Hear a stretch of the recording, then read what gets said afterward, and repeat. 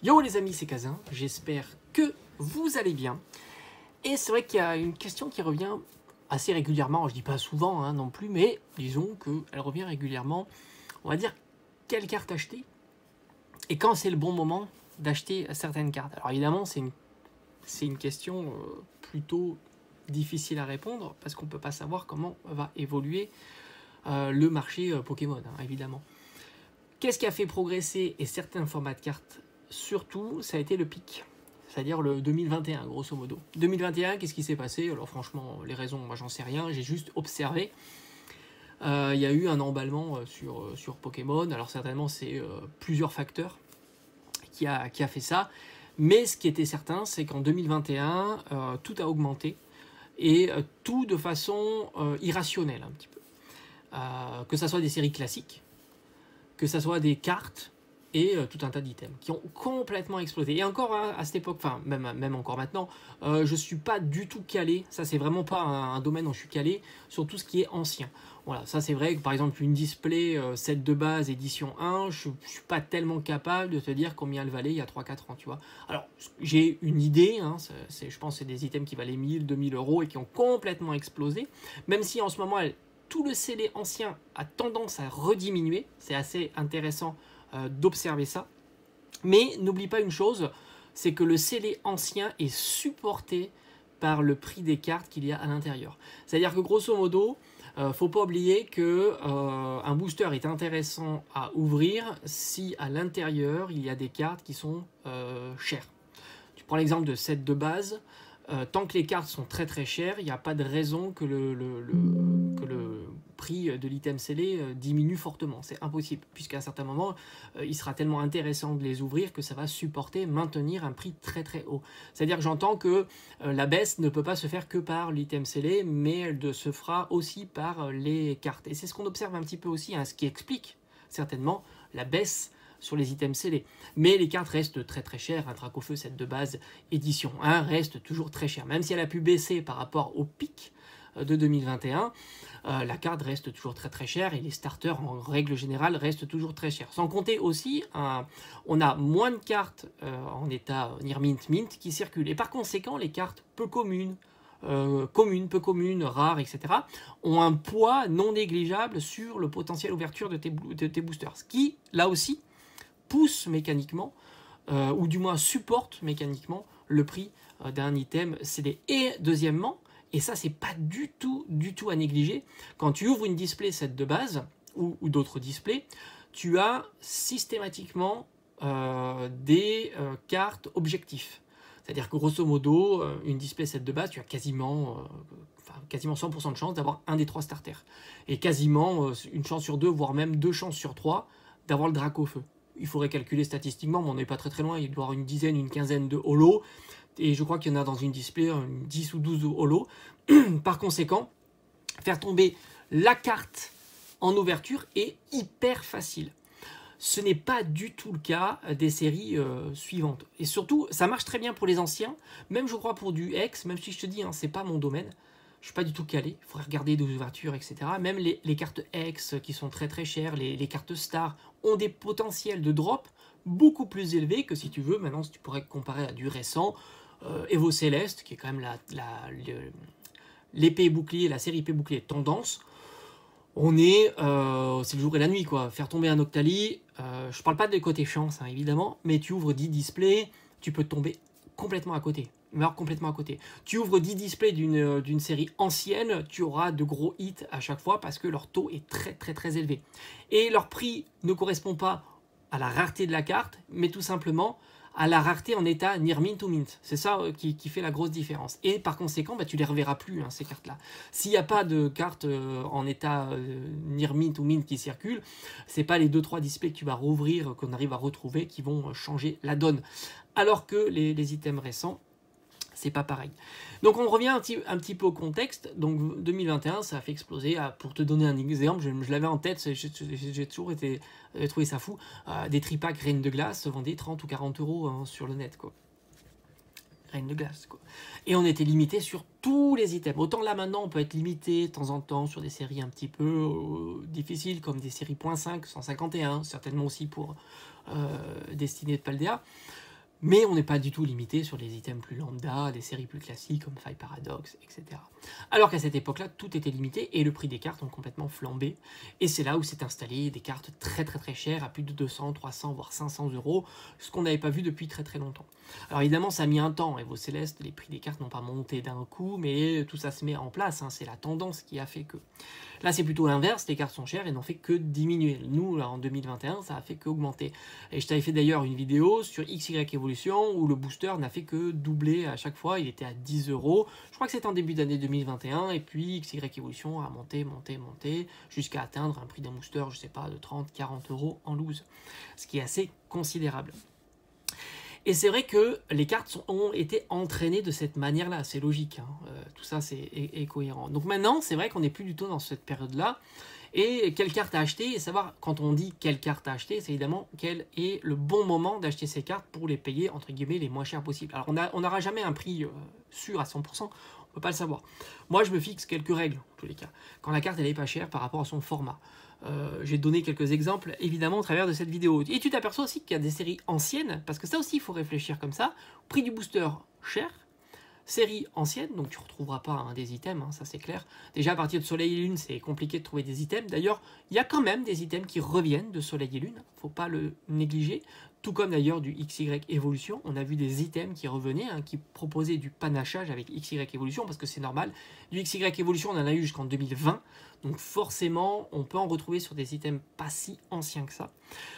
Donc tu as plusieurs critères. Soit le prix de la carte est vraiment très très bas par rapport à son format, donc tu dis tu prends pas tellement de risques à acheter cette carte-là. Soit elle a un format très haut et c'est vrai qu'elle est très déconnectée de son format. Ça arrive sur certaines alternatives. Il y a des alternatives qui sont relativement bon marché. Tu as des formats de cartes qui ne plaisent pas. Là aussi, tu prends pas trop de risques parce qu'on est au plus bas sur la demande de ces cartes-là. Et par conséquent, il suffirait qu'un jour le format change, enfin du moins pour les collectionneurs. Il y a de l'attrait pour ce format-là et tu as un potentiel très haut d'augmentation. Et après, il y a les séries anciennes qui ont un scellé très cher. Il y a une déconnexion totale entre le prix des cartes et le prix du scellé. Ça existe aussi, principalement de ce que j'ai observé. Alors, je n'ai pas tout observé. Comme je te dis, l'ancien, c'est vraiment pas mon domaine. Mais tu prends XY, par exemple. C'est des cartes qui sont relativement anciennes. Il n'y a pas tant que ça de cartes qui circulent en état near mint, donc sortie de booster. Et malgré tout, ces cartes-là, quand elles sont en état near mint, elles ont du mal à se vendre très très cher. Et le scellé, lui, est plutôt très cher. Des displays XY sont relativement chers, surtout dans certaines comme Origine Antique, sont vraiment très très chers. Il faut compter 1000, 2000, voire 3000 euros pour ce genre d'item. Donc par conséquent, il n'y aura pas d'ouverture à ces tarifs-là, puisque le prix des cartes ne vaut pas du tout l'ouverture. Donc là aussi, tu vois qu'il y a une déconnexion et tu te dis, un jour, peut-être que ça prendra. Il ne peut pas y avoir ce grand écart. Soit le scellé va tomber, ce qu'on imagine plus difficilement. Le scellé est très, très ancré dans sa tendance qui est toujours très robuste, plutôt à la hausse, à s'apprécier, parce que c'est vrai que c'est un item qui joue sur tous les tableaux, collection scellée, 100% scellé, c'est-à-dire que l'item est rare en soi par son scellé, et puis aussi l'attrait d'ouverture. Alors là, pour XY, on n'y est plus. Hein, on n'y est plus, autant les prix des cartes sont faibles. Donc, par conséquent, tu verrais plutôt le prix des cartes s'apprécier. Alors, comme je t'ai dit, au travers de cette vidéo, je vais te montrer quelques exemples, par exemple. Alors, tu prends des cartes qui sont souvent très malmenées. Alors, je sais, vous les détestez, mais là aussi, tu peux te dire, est-ce que c'est le bon moment? J'ai envie de te dire, un Dracofeu à 4 euros, oui, je sais, c'est destiné radio. Alors, Pokémon Go est légèrement plus cher. On est plutôt aux alentours d'une petite dizaine d'euros.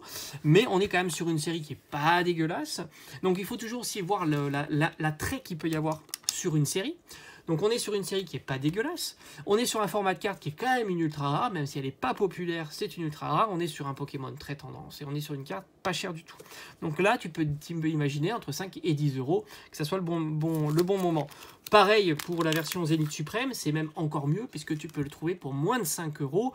Et j'ai envie de dire, descendre en dessous des 5 euros, alors ça peut temporairement et ça ne sera pas quelque chose de fixe. Il peut y avoir des vendeurs qui décident de la vendre moins cher, 1, 2 euros de moins que la cote, on va dire globalement, tout simplement pour la vendre rapidement. Mais là aussi, est-ce que tu prends beaucoup de risques? Est-ce que tu imagines cette carte continuer à baisser quand elle est à 4 euros? Moi, je l'imagine que peu. Alors évidemment, moi, c'est comme ça que j'achète mes cartes. Maintenant, et tu es libre de penser ce que tu veux, évidemment. Je donne juste ma façon de voir les choses. Moi, j'estime ça, et qui plus est, peut-être qu'un jour, dans 1 an, 2 ans, 3 ans, voire même plus longtemps, les gens, les nouveaux collectionneurs se diront, bah, au final, les cartes radio, c'est pas dégueulasse, quoi. Un petit peu comme on a pu voir avec les cartes Légendes Brillantes. Alors, Légendes Brillantes, un cas un petit peu particulier, parce qu'il y a eu quand même beaucoup de reprints, hein. Voilà. Mais là, on parle de format de carte qui est pas limité qu'à une série, mais à plusieurs séries. Alors évidemment, Pokémon Go est fortement disponible, ce qui explique aussi le prix de la carte. Mais à un certain moment, Pokémon Go ne sera plus si fortement disponible. Mais observer une diminution encore sur ces formats de cartes là sur Pokémon Go, j'y crois encore difficilement, même s'il n'est pas cher. D'ailleurs, on l'a observé. Pokémon Go est en solde depuis une année, hein, quasiment. On le voit régulièrement. Et c'est pas pour ça qu'il y a un impact significatif sur le prix des cartes. Le Dracofeu Pokémon Go tourne autour des petites dizaines d'euros. Et d'ailleurs, tu peux faire la même réflexion pour le Tortank radieux qui doit tourner aux alentours de 4 à 5 euros, ce qui est vraiment très bon marché. Et puis tu as toutes les autres cartes radieux qui sont encore plus bon marché. Un Amphinobi, malgré qu'il soit joué, c'est pour ça qu'il est un petit peu plus cher, mais il tourne aux alentours de 3-4 euros. Et puis alors ça, t'as les Jirachi à 1 euro, t'as les Sucrane à moins de 1 euro, tu peux même les trouver pour une 50 centimes d'euros, voire même moins, les Chrysapides qui sont quasiment donnés à l'appel sans trop de difficultés, tout comme Eternatos. Donc là évidemment, je me pose pas tellement de questions pour me dire est-ce que c'est le bon moment ou pas d'acheter ces cartes. Mais là encore une fois, ça marche pas à tous les coups. Tu peux aller aussi sur des cartes comme ça, qui sont des cartes un petit peu anciennes et qui restent encore très bon marché. Ce sont des petites ex et en règle générale, il n'y a pas une demande folle sur ces cartes-là et tu peux faire de très bonnes affaires. Et malgré tout, les boosters sont pas si peu chers. Alors comme je t'ai dit, plus ancien, je suis pas très rodé, même si j'en ai acheté quelques-unes pour ma collection. Mais ce qui est plus récent, voilà, un Léviator X coûte pas très cher. Les séries des 20 ans, génération, malgré que le prix du booster soit assez élevé, ce sont des cartes très bon marché que tu peux trouver pour pas très cher. On peut avoir la même réflexion pour les GX, ça par exemple, de épée et bouclier, non de épée et bouclier, de soleil et lune, c'est une carte qui doit valoir peut-être 5 euros, ce magnifique Léviator, ça reste des cartes qui sont très bon marché. Alors on va pas continuer davantage parce qu'on va arriver sur les cartes V. Alors on pourrait en parler aussi des cartes V, mais là c'est plutôt global de la série. De les séries écarlate et violet et de épée et bouclier. Les cartes V, d'ailleurs je t'en ai fait une vidéo au travers de ma collection que je t'ai présentée sur Évolution Céleste. Ça, ce sont des cartes V basiques que tu peux trouver pour 1 à 2 euros. Là, encore une fois, je pense que c'est le bon moment, mais ça fait un petit moment que c'est le bon moment. Attention, on n'est pas du tout pressé. Tu peux même encore attendre sans problème et voir un petit peu l'évolution de ces cartes-là. Ça ne va pas se faire du jour au lendemain. Il faudrait qu'il y ait quelque chose de très puissant qui propulserait, on va dire, toutes ces cartes-là très haut. Mais en tous les cas, encore une fois, 1 à 2 euros les cartes V. J'ai presque envie de dire, la complexité, c'est pas tant le prix des cartes, mais c'est tant d'en trouver suffisamment pour que les frais de port soient largement absorbés. Parce que quand tu achètes des cartes pas chères comme ça, ben, il faut absorber une certaine quantité de frais de port. C'est pour ça que je te conseille régulièrement plutôt d'aller sur les sites, sur les vides-greniers, ce qui va te permettre de trouver beaucoup de cartes. Souvent, tu as des professionnels qui appliquent grosso modo les tarifs que tu peux trouver sur Internet. Et puis en plus, tu peux négocier si tu prends une dizaine, une vingtaine de ces petites cartes V, où il sera très content d'ailleurs que tu te débarrasses, que tu lui débarrasses ce genre de format de carte-là qui, à l'heure actuelle, n'est pas du tout recherché. Les gens se focalisent sur des cartes banger, donc les cartes très chères, et elles, contrairement aux autres cartes, elles sont très soutenues par la demande et par conséquent elles ont un prix très haut et en tous les cas beaucoup plus haut que ce genre de cartes qui sont pas du tout soutenues par la demande parce qu'elles sont mises à l'ombre, hein, tout simplement. Les VMAX, je t'en ai parlé sur une précédente vidéo, mais si tu découvres la vidéo c'est pareil. Oui, je sais, certaines VMAX de temps en temps sur des sites d'enchères partent peut-être à 10 euros, mais toi en tous les cas tu peux les trouver pour bien moins que ça en allant sur différents sites qui sont plus spécialisés des cartes. Certaines full art aussi sont très bon marché, je t'en ai déjà montré certaines, par exemple ce Suicune que tu peux trouver pour une petite dizaine d'euros, je vais te le montrer, il est hors champ. Ça c'est plutôt une grosse dizaine d'euros, c'est une magnifique full art en plus d'une série tendance, parce qu'il ne faut pas négliger aussi le poids de la série sur une éventuelle augmentation du prix de ces cartes-là. Ça aussi, il ne faut pas le sous-estimer. On va revenir encore sur des formats qui plaisent absolument pas. Tu as les cartes, alors ça les cartes shiny, j'y crois absolument pas, mais elles sont hyper bon marché en ce moment. Mais j'y crois pas trop hein, sur l'évolution positive de ces cartes-là. Les petites shiny et les grosses shiny, je suis pas, là je suis plus perplexe. On a les Amazing aussi, c'est des cartes qui sont quasiment données, 1, 2, 3 euros, pas plus. Même certaines Amazing de voltage éclatant, tu peux les trouver pour pas très cher. Je pense que c'est assez le moment. Parce que Voltage Éclatant est une série qui sera tendance plus tard et par conséquent ces cartes là seront entraînées hein, évidemment par le prix du scellé. Pour te reparler de XY, voilà des cartes qui sont vraiment bon marché. Alors évidemment hein, on n'est pas sur des prix de 10 euros, mais regarde-moi cette magnifique Full Art Mentally. Quand tu vois le prix d'un booster et quand tu vois le prix de la carte, il y a une vraie déconnexion. Dis-toi que Mentally X Full Art dans une display XY, c'est un gros hit. On n'est plus on est sur des époques où il n'y avait pas toutes les autres alternatives, des choses comme ça, où on n'était pas que focalisé. Ça reste un superbe hit et c'est des cartes qui valent absolument rien. Dans le registre de la carte qui vaut absolument rien, tu peux aller sur ce magnifique Stylix. Là aussi, c'est une carte, je n'ai pas été voir sa cote, mais on est certainement bien en dessous des 20 euros ou des 15 euros. Le booster est quand même à une dizaine d'euros, donc il n'est pas si peu cher. Il a déjà bien progressé et on est sur un degré de rareté assez haut, puisqu'on est sur une méga Full Art alternative, enfin Full Art méga, qui est pas facile à faire tomber, hein, évidemment. Bon, là, je suis moins emballé sur les Full Art de Soleil et Lune parce que je les trouve quand même beaucoup moins sympathiques et j'irai plus volontiers sur les Full Art de XY. Regarde-moi ce magnifique coq que j'avais acheté, je crois, pour une petite vingtaine d'euros en état Near Mint. Voilà, franchement, très bon prix. L'Hipporoi, je crois que c'est une carte qui vaut une petite dizaine d'euros. Franchement, en sortie de booster, bon, je te la sors pas du truc, elle veut pas sortir, tout simplement. Yveltal, c'est pareil, ça reste des cartes très bon marché. Donc là aussi, tu prends, bon, je te parle pas des prismes, c'est pareil, elles sont ultra pas chères. Donc là aussi, tu peux faire, encore une fois, de bons achats et tu prends, tes risques sont modérés, sans compter qu'un jour, ces séries-là, il y aura de la demande. Parce que bah voilà, les boosters sont quand même relativement chers, le prix des cartes est relativement raisonnable et la quantité, en fait on a une jonction entre la période de maintenant où la quantité est quand même astronomique de cartes en état mint, parce que la plupart des gens maintenant qui ouvrent protègent les cartes, et même les enfants. C'est ça aussi, tu as beaucoup d'enfants ou adolescents qui le savent, que le prix des cartes est important, et par conséquent, eux aussi protègent les cartes.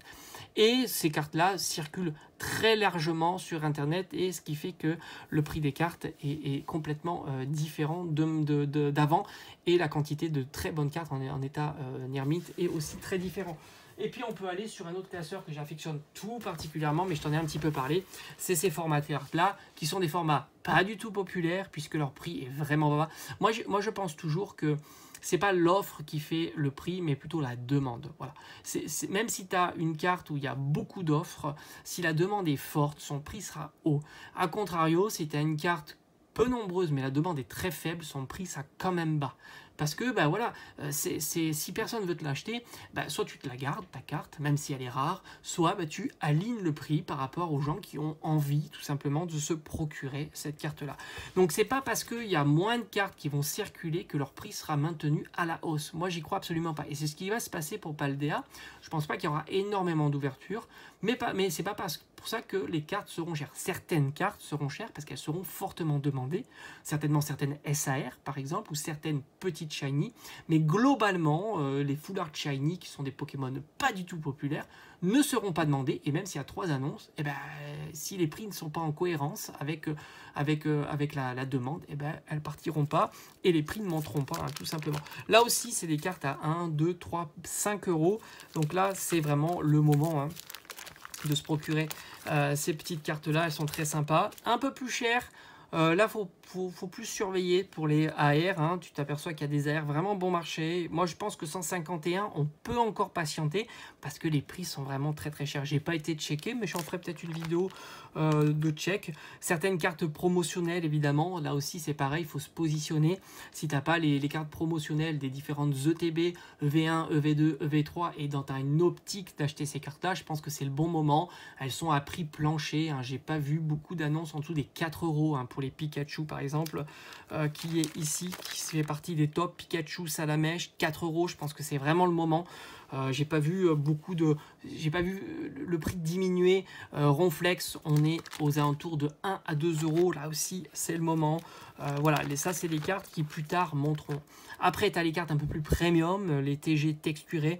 Là aussi, c'est des cartes qui sont très robustes et qui tournent autour de 10-15 €. Là aussi, je pense que je les vois mal descendre davantage. Tu as même des cartes en dessous de 10 €, entre 5 et 10 €, comme du Melocric, du Chifours.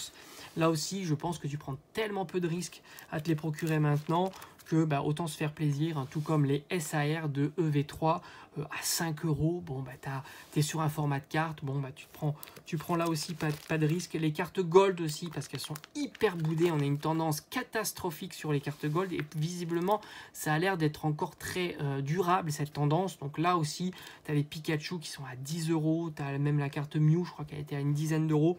Tu prends pas énormément de risques, et même sur des cartes comme ça, qui sont quand même beaucoup plus premium, XY, et c'est des cartes à 60 €. 60 €, un Léviator, alternatif, shiny, secrète, ben oui. Pourtant, les boosters coûtent très cher, et on est sur 60 €. Grosso modo, c'est le prix d'une SAR 151 qui drop tous les 4 matins, enfin tous les jours quasiment, et dont les boosters valent pas plus de 5-6 €, peut-être 7 €. Voilà, donc tu as compris, hein, c'est des cartes qui un jour prendront un petit peu plus d'assort, tout simplement. Et pour finir, on parlait aussi de séries un peu plus anciennes. Tu as les primes, c'est vrai que j'aime à le dire souvent, les boosters sont très très chers, les cartes sont vraiment bon marché. Un Mew Prime, on va dire Near Mint, on est autour d'une quarantaine d'euros. Moi je suis désolé, un Mew Prime sorti de booster à 40 €, c'est un bon prix. Les Stylix, c'est moins cher, c'est des cartes à 10-20 € en état Near Mint. Et encore, je te donne des fourchettes parce que les prix fluctuent tellement sur ces cartes-là. Les Roigada, en état Near Mint, un Roigada, c'est 10 balles. Et je te dis, j'en ai acheté, je dois en avoir 2 ou 3 dans la collection. À chaque fois que je le trouve, que ce soit en convention ou en vide-grenier, à 10 €, oui, hein, forcément, 10 € Near Mint. On est sur une Ultra Prime. Allez savoir. Voilà, j'ai fait le tour. Donc, il y a évidemment, je trouve qu'il y a pas mal de cartes à surveiller parce qu'on est sur un moment très sympathique. Les cartes anciennes, pareil. Moi, je me fixe toujours cette idée des connexions entre le scellé et les cartes qu'il y a à l'intérieur. Des collections à la hausse ou à la baisse, attention, hein, ça peut arriver. Ce qui donnerait le ton, justement. Je verrais plus le scellé reste haut sur les séries anciennes et les cartes montées, plutôt que l'inverse, le scellé diminuer et les cartes par conséquent rester à leur place, hein, qui serait cohérent par rapport à de l'ouverture. Mais il ne faut pas sous-estimer tous ces paramètres, et surtout il ne faut pas sous-estimer qu'à partir de 2021, il y a une vraie cassure entre un marché Pokémon où au final les cartes on n'en prenait pas soin, on stockait pas du scellé à outrance, on faisait beaucoup d'ouvertures, que ça se vendait au fil de l'eau et non pas par des pics. Ça sort boum, une semaine où il y a 99% de la quantité qui est vendue, etc. Fait qu'on a eu cette séparation en 2021 et les choses sont plus du tout les mêmes. Mais alors plus du tout les mêmes. Par conséquent, les stocks sont pas les mêmes, les quantités disponibles sont pas les mêmes, les qualités de cartes sont pas les mêmes, et même les enfants ou les ados stockent leurs cartes dans les classeurs, protègent leurs cartes dans les sleeves, les top loaders, etc. Tout comme le gradé d'ailleurs. Le gradé, il y a eu un avant et un après, ce qui fait qu'il y a énormément maintenant de cartes gradées récentes en PSA 10, etc. Par conséquent, c'est la concurrence et par conséquent, les prix vont baisser. Voilà, allez, je vous dis à bientôt. Ciao, ciao.